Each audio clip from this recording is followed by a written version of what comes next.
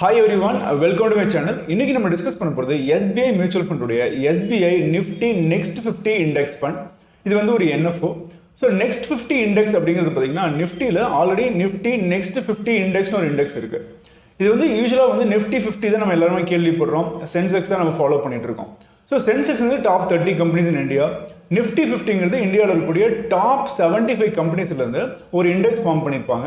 அதில் வந்து நிஃப்டி 50 ஒரு 50 ஸ்டாக்ஸ் இருக்கும். அந்த 75 ஸ்டாக்ஸ் போர்ட்ஃபோலியோவில் செலக்ட் பண்ணி அந்த கம்பெனிஸ் லாஸ்ட் ஒரு 6 மந்த்ஸ்க்கு அந்த கம்பெனிக்கு எவ்வளோ டிமாண்ட் இருக்குது, எவ்வளோ பேர் அதிகமாக வந்து அந்த கம்பெனிஸை ட்ரேட் பண்ணுறாங்க, இதை ஆவரேஜை பேஸ் பண்ணி டாப் 50 கம்பெனிஸ் சூஸ் பண்ணியிருப்பாங்க. ஸோ ஒரு லார்ஜ் கேப் ஃபண்ட் அப்படிங்கும்போது பார்த்தீங்கன்னா ஃபர்ஸ்ட் 100 கம்பெனிஸ் இந்தியாவில் இருக்கக்கூடிய சொத்து மதிப்பு ஒவ்வொரு கம்பெனிலுக்கும் இன்னைக்கு மார்க்கெட்டில் என்ன சந்தை மதிப்பு இருக்கோ அந்த சந்தை மதிப்பில் டாப் 100 கம்பெனிஸை லார்ஜ் கேப்னு சொல்கிறாங்க. அந்த லார்ஜ் கேப்பில் நிஃப்டி 50ங்கிறது டாப் 50 கம்பெனிஸ். ஸோ அடுத்த 50 கம்பெனிகள் இருக்கு இல்லையா, அதுதான் வந்து நெக்ஸ்ட் 50 இண்டெக்ஸில் வரும். ஸோ இப்போ நிஃப்டி நெக்ஸ்ட் 50ன்னு ஒரு இண்டெக்ஸ் இருக்குது. அந்த இண்டெக்ஸில் தான் வந்து இந்த ஃபண்டில் இன்வெஸ்ட் பண்ண போகிறாங்க. ஸோ இப்போ SBI மியூச்சுவல் ஃபண்ட் வந்துட்டு இந்த நிஃப்டி நெக்ஸ்ட் 50 இண்டெக்ஸ் ஃபண்ட் இப்போ லான்ச் பண்ணுறாங்க.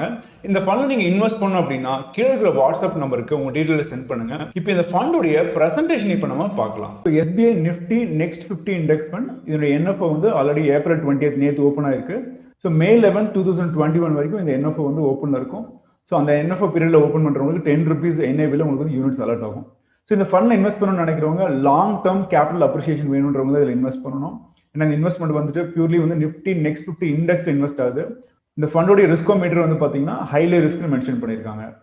ஸோ நிஃப்டி நெக்ஸ்ட் 50 இண்டெக்ஸ் வந்து எங்கே ஃபார்ம் ஆகுதுன்றது நம்ம பார்க்கலாம். ஸோ நிஃப்டியில் வந்து பார்த்தீங்கன்னா ஒரு டிஃப்ரெண்ட் டைப்ஸ் ஆஃப் இண்டெக்ஸஸ் இருக்கு. அதில் உங்களுக்கு பார்த்தீங்கன்னா பெரிய இண்டெக்ஸ் அப்படின்னு பார்த்தீங்கன்னா நிஃப்டி 500 இண்டெக்ஸ். ஸோ இப்போ இது வந்து இந்தியாவில் இருக்கக்கூடிய ஸ்டாக் மார்க்கெட்டில் அதில் வந்து எலிஜிபிள். இப்போ வந்து ஒரு ஸ்டாக் மார்க்கெட் எவ்வளோ கம்பெனிஸ் இருக்குது அப்படின்னு பார்த்தீங்கன்னா NSEலையும் BSEலையும் கம்பேர் பண்ணி பார்த்தீங்கன்னா 1800 ஸ்டாக்ஸ்லேருந்து 6000 ஸ்டாக்ஸ் வந்து லிஸ்ட் ஆயிருக்கு. அதில் வந்து பார்த்தீங்கன்னா நிஃப்டி 500 இண்டெக்ஸ் அப்படிங்கிறது டாப் 500 கம்பெனிஸ், அதாவது அவங்களுக்கு மார்க்கெட் கேபிட்டலைசேஷனில் அதிகமான சொத்து சந்தை மதிப்புள்ள நிறுவனங்களை வந்து டாப் 500 இண்டெக்ஸ்க்குள்ள வந்து பார்ட்டிசிபேட் பண்ணுவாங்க. ஸோ இந்த இண்டெக்ஸ் வந்துட்டு பார்த்தீங்கன்னா மல்டி கேப் ஃபண்ட்ஸ்க்குலாம் வந்து சூஸ் பண்ணுவாங்க. நெக்ஸ்ட் வந்து நிஃப்டி 100 இண்டெக்ஸ்ன்றது purely large cap index. So top 100 companies வந்து கம்ப்ரைஸ் ஆகும். அதே மாதிரி நிஃப்டி நெக்ஸ்ட் 50 இண்டெக்ஸ்ன்றது பொட்டென்ஷியல் லீடர்ஸ். நிஃப்டி 50ன்றது உங்களுக்கு மார்க்கெட் லீடர்ஸ். இப்போ ரிலையன்ஸ் இண்டஸ்ட்ரீஸ், HDFC இதெல்லாம் வந்து மார்க்கெட் லீடர்ஸ். ஸோ அதுக்கு அடுத்த 50 நிறுவனங்கள் தான் வந்து நிஃப்டி நெக்ஸ்ட் 50 இண்டெக்ஸ். எப்பவுமே வந்து பார்த்தீங்கன்னா நிஃப்டி 50 இண்டெக்ஸ் வந்து எப்பவுமே ஓவர் வேல்யூஷன்ல இருக்கும்.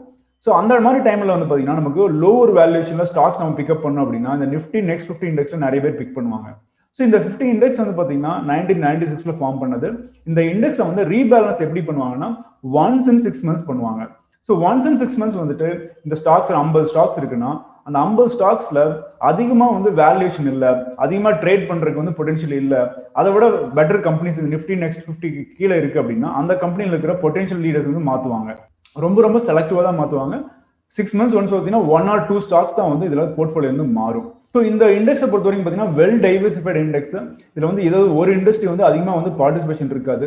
மேக்ஸிமம் வந்து பார்த்தீங்கன்னா ஃபினான்ஷியல் சர்வீசஸ் வந்து ஒரு 17% இருக்கு, ஃபார்மா ஒரு 11% இருக்கு, கன்சூமர் சர்வீஸ் ஒரு 9%, மெட்டல்ஸ் ஒரு 8%, ஆயில் அண்ட் கேஸ் ஒரு 7%. மற்ற எல்லா இண்டஸ்ட்ரீஸும் சேர்ந்தது தான் வந்து இந்த நெக்ஸ்ட் 50 இண்டெக்ஸ்.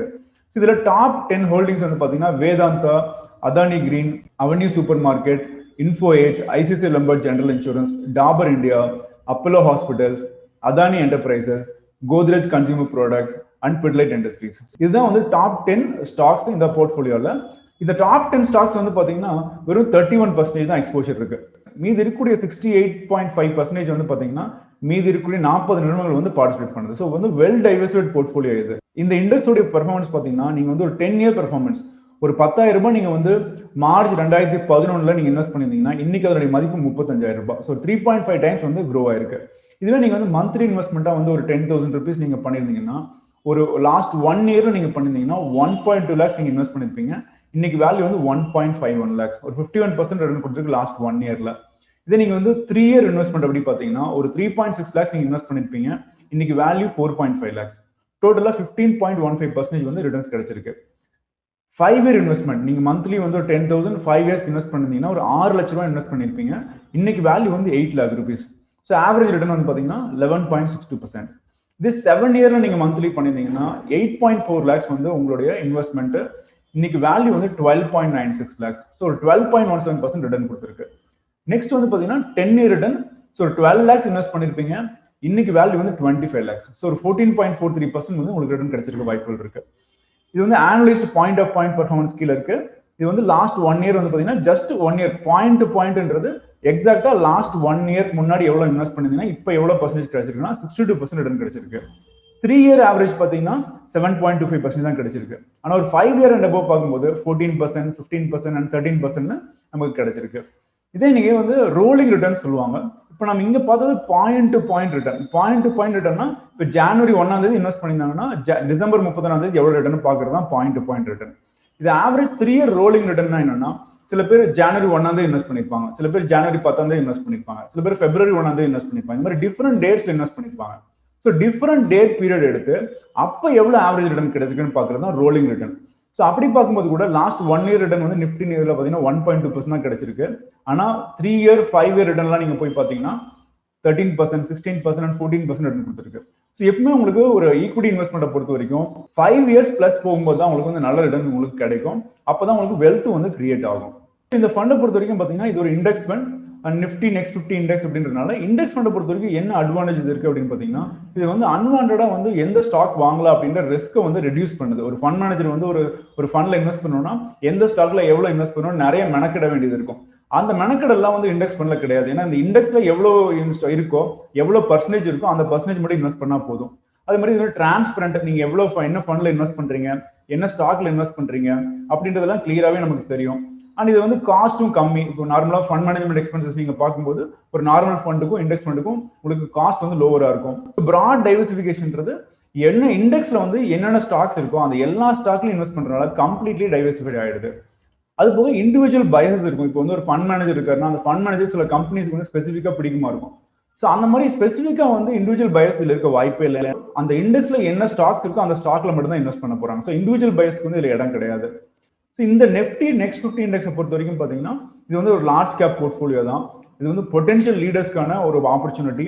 ஸோ இன்னைக்கு வந்து சின்ன நிறுவனங்களா இருக்கு. இது வந்து நெக்ஸ்ட் டாப் 50 வரக்கான வாய்ப்புகள் நிறைய நிறுவனங்களுக்கு இருக்கு.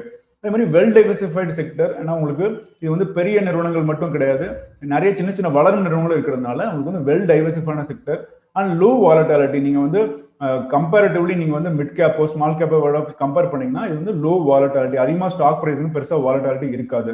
இந்த இண்டெக்ஸ் ஃபண்ட் வந்து ஓப்பன் எண்டட் ஸ்கீம் தான். ஸோ இந்த இண்டெக்ஸ் ஃபண்ட் வந்து ஓப்பன் எண்டட் ஸ்கீம் தான். இது வந்து May 11th வந்து இதனுடைய NFO முடிஞ்சாலுமே கூட அப்புறம் 5 daysக்கு அப்புறம் ரீஓப்பன் ஆகும். அப்புறம் திரும்ப நீங்க கூட இன்வெஸ்ட் பண்ணிக்கலாம். அடிஷனல் இன்வெஸ்ட் பண்றவங்க இன்வெஸ்ட் பண்ணலாம் இதுல. ஸோ இது வந்து பார்த்தீங்கன்னா 95 to 100% வந்துட்டு உங்களுக்கு இந்த இண்டெக்ஸ்ல தான் இன்வெஸ்ட் பண்ண போறாங்க. ஒரு 5% மட்டும் கேஷ்ல வச்சிருப்பாங்க ஃபார் இமீடியட் லிக்விடிட்டி அந்த மாதிரி விஷயங்களுக்காக. ஸோ இந்த ஃபண்டை பொறுத்த வரைக்கும் எக்ஸிட் லோடு வந்து 1 yearக்குள்ள விட்ரா பண்ணீங்கன்னா 1% இருக்கும். இதில் இன்வெஸ்ட் பண்ணணும்னா மினிமம் வந்து ஒரு 5,000 rupees நீங்க ஸ்டார்ட் பண்ணலாம். அடிஷனல் பர்ச்சேஸ் 1,000 rupees பண்ணலாம். எஸ்ஐபிஆர் இருந்தால் மினிமம் 500 rupeesல இருந்து கூட நீங்க இதுல இன்வெஸ்ட் பண்ணலாம். இதுல வீக்லி எஸ்ஐபி பண்ணலாம், நீங்க குவார்டர்லி எஸ்ஐபி பண்ணலாம், நீங்க செமி ஆனல் கூட நீங்க பண்ணலாம். இந்த ஃபண்டை நீங்க ரிடம்ஷனோ ஸ்விட்சஸோ பண்ணும்போது மினிமம் 500 rupees தான் நீங்க பண்ண முடியும். நெக்ஸ்ட் வந்து disclaimer, mutual fund investments R subject to market risk, read all scheme related documents carefully. இது எதுக்காக சொல்றேன்னா, உங்களுடைய இன்வெஸ்ட்மெண்ட் பண்ணும்போது உங்களுக்கு எப்பவுமே இன்வெஸ்ட்மெண்ட் வந்து கோல் ஓரியன்டா இருக்கணும் ஒன்று. நெக்ஸ்ட் இது வந்து உங்களுக்கு ஷார்ட் டேர்ம் வாலட்டாலிட்டி எப்பவுமே ஸ்டாக் மார்க்கெட்ல இருக்கும். நீங்க வந்து இன்வெஸ்ட் பண்றீங்க ஸ்டாக் மார்க்கெட்லனா, இன்னைக்கு இன்வெஸ்ட் பண்றீங்க 1 year கழிச்சு வித்ட்ரா பண்றீங்கன்னா அன்னைக்கு வந்து உங்களுடைய போர்ட்ஃபோலியோ நீங்க 1 lakh இன்வெஸ்ட் பண்றீங்க, அன்னைக்கு 80,000 ஆக வாய்ப்புகள் இருக்கு, 1,20,000 ஆக வாய்ப்புகள் இருக்கு. அப்போ உங்களுக்கு இமீடியட்டா மணி வேணும் அப்படின்ற போது அன்னைக்கு என்ன மார்க்கெட் வேல்யூவோ அதுதான் உங்களுக்கு கிடைக்கும். பட் இதுவே நீங்க ஒரு 5 years பிளஸ் நீங்க இன்வெஸ்ட் பண்றீங்கன்னா ஜென்ரலா வந்து பாத்தீங்கன்னா உங்களுக்கு ஒரு 10 to 15% ரிட்டர்ன்ஸ் வந்து கிடைக்கிறதுக்கான வாய்ப்புகள் அதிகமா இருக்கு. ஸோ உங்களுடைய இன்வெஸ்ட்மெண்ட் எப்பவுமே கோல் ஓரியன்டா இருக்கணும். அண்ட் ஷார்ட் டேர்ம் ஓரியன்டா இருந்துச்சு அப்படின்னா நீங்க வந்து ஈக்விட்டில இன்வெஸ்ட் பண்றது அவாய்ட் பண்ணுங்க. ஒரு 3 year and above இன்வெஸ்ட்மெண்டா இருந்துச்சுன்னா மட்டுமே ஈக்விட்டில இன்வெஸ்ட் பண்ணுங்க. ஸோ இந்த ஃபண்ட்ல இன்வெஸ்ட் பண்ணலாமா வேணாமா அப்படின்னு கேட்டீங்கன்னா, இந்த ஃபண்ட்ல வந்து ஒரு போர்ட்ஃபோலியோவா நீங்க வச்சுக்கலாம். உங்களுடைய போர்ட்ஃபோலியோல ஒரு 5% வந்துட்டு இந்த ஃபண்ட்ல நீங்க இன்வெஸ்ட் பண்ணலாம். ஏன்னா இந்த ஃபண்டை பொறுத்த வரைக்கும் என்ன அட்வான்டேஜ் என்ன அப்படின்னு வந்து பாத்தீங்கன்னா, உங்களுக்கு அடுத்த வளரும் கம்பெனிகள்ல தான் வந்து இந்த இண்டெக்ஸ் இருக்கு. அண்ட் எப்பவுமே இதனுடைய வேல்யூஷன் வந்து எப்பவுமே லோவா தான் இருக்கும். நிஃப்டி 50 கம்பேர் பண்ணீங்கன்னா உங்களுக்கு அட்ராக்டிவ் வேல்யூஷன்ல தான் வந்து நிஃப்டி நெக்ஸ்ட் 50 இருக்கும். பட் என்ன ஒரே கன்சர்ன் அப்படின்னா, எல்லா 50 கம்பெனிலையுமே இன்வெஸ்ட் பண்ணும்போது உங்களுக்கு வந்து இது வந்து ரிஸ்கை ரெடியூஸ் பண்றது மாதிரி ரிட்டர்ன்ஸையும் வந்து ஆவரேஜ் பண்ணி விட்டுரும். அப்போ வந்து நம்ம ரிட்டர்ன் பொட்டன்ஷியல் வந்து கொஞ்சம் குறைவா இருக்கிறதுக்கான வாய்ப்புகள் இருக்கு. ஸோ இந்த ஃபண்டை நீங்க இன்வெஸ்ட் பண்ணும்போது உங்களுடைய ஃபினான்ஷியல் அட்வைசர் கிட்ட அட்வைஸ் எடுத்துட்டு உங்களுடைய ஃபினான்ஷியல் கோலுக்கு இந்த ஃபண்ட் சூட்டபிளா இருந்தால் மட்டுமே எடுங்க. ஸோ இந்த வீடியோ உங்களுக்கு யூஸ்ஃபுல்லா இருந்திருக்கும்னு நினைக்கிறேன். இந்த வீடியோ பிடிச்சினா ப்ளீஸ் லைக் பண்ணுங்க, ஃப்ரெண்ட்ஸுக்கு ஷேர் பண்ணுங்க. இந்த சேனல் சப்ஸ்கிரைப் பண்ணாங்க ப்ளீஸ் சப்ஸ்கிரைப் நவ். கீழே இருக்க பெல் ஐக்கனை கிளிக் பண்ணுங்க. அப்பதான் நாங்கள் எப்போ வீடியோ அப்லோட் பண்ணாலும் உங்களுக்கு நோட்டிஃபிகேஷன்ஸ் வரும். எந்த வீடியோவும் நீங்கள் மிஸ் பண்ணாமல் பார்க்கலாம். தேங்க்யூ.